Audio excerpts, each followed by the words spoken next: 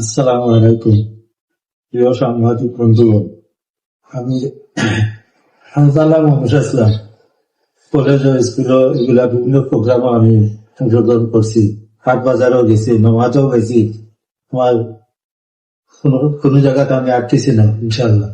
তো আমি কোরআন তেলাওয়াত করতাম পারি না কিছুদিন যাবত, যার কারণে আমি কোরআন দেখবার লাগে, তেলাওয়াত করার লাগে বা তফসির পড়ার লাগে আমি তার কাছে গেছিলাম। আমার ছেলে লইয়া গেছিলাম ডক্টর রহমত চৌধুরীর কাছে।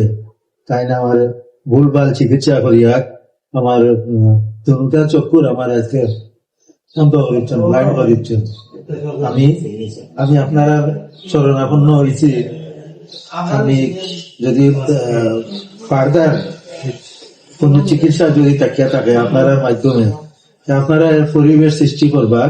আর 2 নম্বর অপশন হইল গিয়া, আমরা আর যারা কোনো ভাই বা কোনো মা বোন তার দ্বারা কোনো ক্ষতিগ্রস্ত না হয় এর প্রতিকার আপনারা করবার।